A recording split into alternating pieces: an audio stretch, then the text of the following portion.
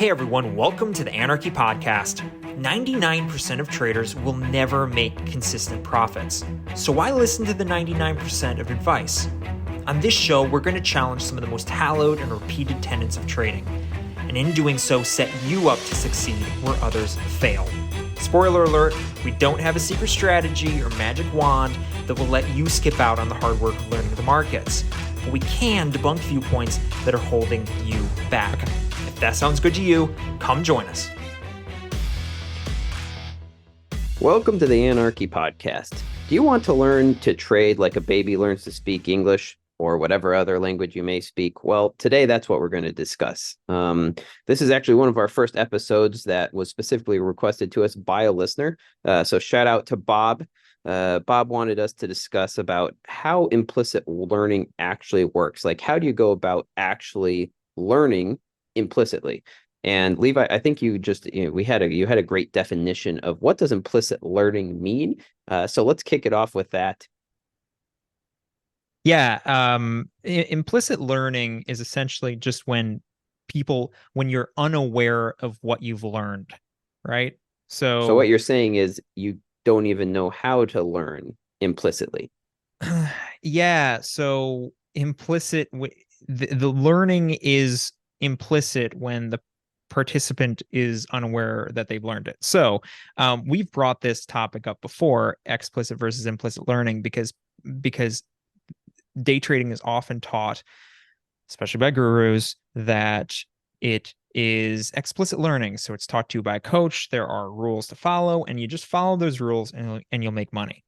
We've discussed this before, that is largely all just gobbledygook. It's garbage.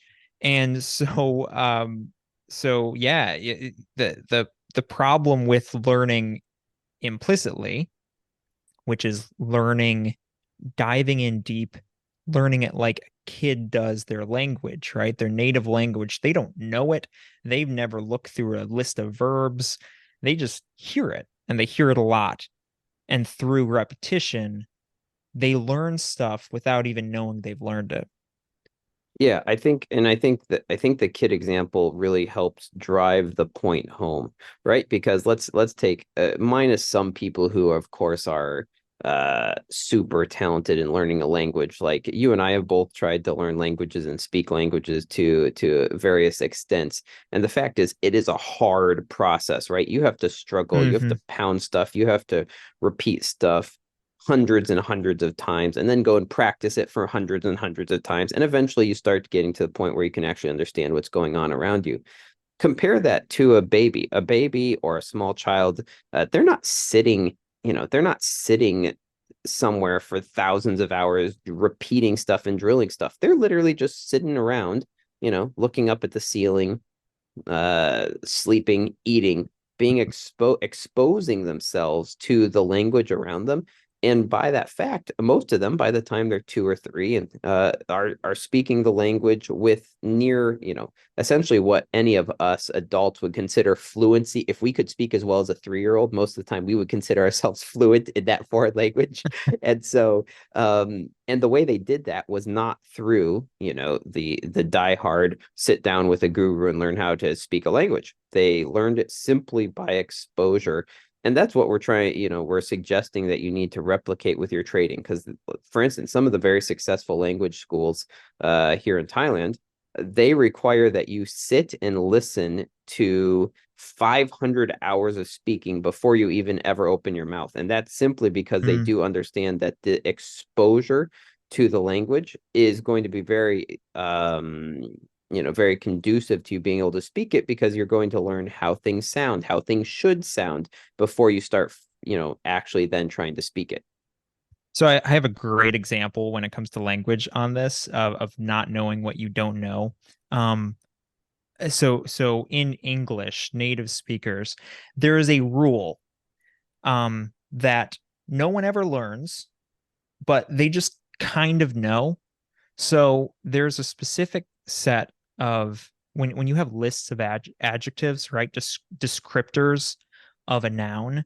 When you have a list, they go in specific orders. So for example, the big yellow truck, right? You have 2 adjectives. It's big, it's yellow, and then you have the noun, it's a truck, big yellow truck. There's a specific order that those adjectives go in. Now, native English speakers have no idea what the hell you're talking about if you say that, because we're never taught it. You just know it implicitly because you've heard a ton of English, you've grown up around it.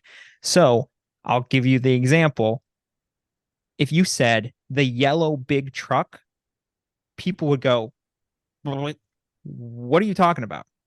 Right? It sounds Yep. weird. It sounds Yeah. off. The yellow big truck, like that's it just sounds odd. There's an actual list. There are actual an order that's supposed to go in. Size goes first, color, and so on. It goes down a list. But non-native speakers have to learn that, or they just have to listen to a ton of English to learn that. Native speakers don't. We know that implicitly because we've just been exposed to it. Really, really interesting stuff. And that kind of applies to day trading in a lot of ways. There's very smart day traders who can try to boil down what they know, and it often sounds like they're pulling stuff out of their hat, and that's because they're way more successful than you, and they've seen a lot more of the market than you, and they might not be able to explain it. I mean, I might not be able to explain why the yellow big truck is wrong. I just know it's wrong. Yep. And that's often the case in day trading as well, which is why implicit learning and exposure is so important. Hi everyone, Levi here to ask you, if you like what you're hearing and haven't already, consider subscribing or dropping a review. We put this information out completely free, and we'll never ask you to buy a course, pay for a Discord, or any of the other garbage you're likely to hear from everybody else. So, if you think we've earned it, we'd be in your debt. Okay, so we know why it's important. How do you actually go about implicitly learning how to trade then? Like practically, because essentially it's purposely not specifically learning how to trade. So how do you go about Mm-hmm. actually doing that?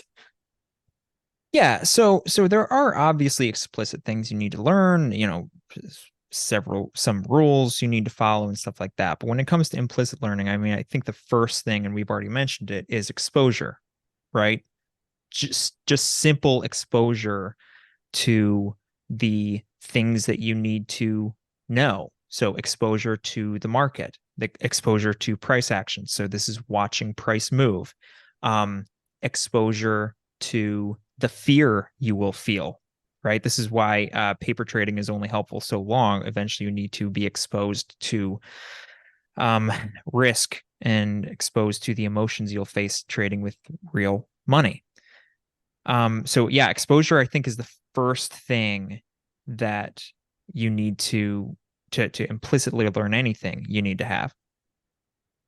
Yeah, I think that's great. And then secondly, I would say start journaling right away, as I said, because what are you journaling? You're not journaling, oh, price hit this number and then bounced this number and I saw this candlestick pattern, right? Like that's not what you're journaling. What you're journaling is, okay, when this was happening, this is how I was feeling, this is what I've learned, or I've learned that during this time of the day, this doesn't work for me, or that I don't understand this. Like you just start journaling all of the things that you're learning or you're feeling throughout the day as you go. Essentially, what journaling allows you to do is to go back and take that implicit learning and then start making it also explicit learning, right? Because now you can go back and it's not just learning as you're going, you're actually going back and reviewing. So you're essentially starting to combine your two styles of learning.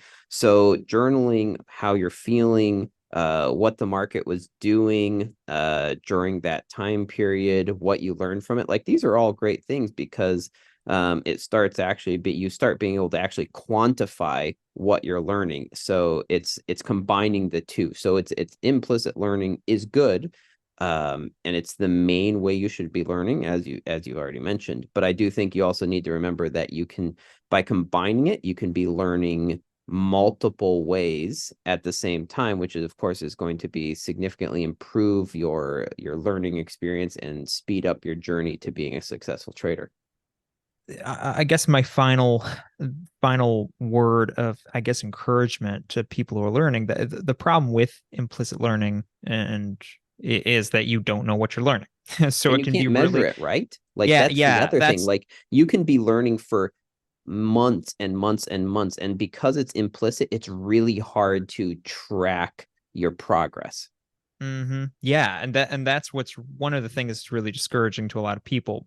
That's why day trading is given up by most people eventually, because um you don't know what you're learning. You can't quantify exactly how far along you are. It's very gray, and so it's very easy to give up and become discouraged because you can't quantify it in a very neat, tidy way. So my advice to people on when it comes to this learning, my advice to Bob specifically, um, expose yourself to a ton of the market, expose yourself to the experience, the fear, put in the time, and put in the experimentation necessary, and then you're going to have to push through, knowing that it's a little bit, um, I guess, gray. It's a little bit murky sometimes, and knowing how, and it's hard to quantify. Knowing that is one of your greatest weapons, and this is why it's so discouraging to see a lot of these gurus preaching that it's just explicit, it's just a bunch of rules to follow, because when those inevitably fail, people give up. If they just knew, hey, just hold on, put in the time, it would help them push through a lot of the darker periods where they're struggling.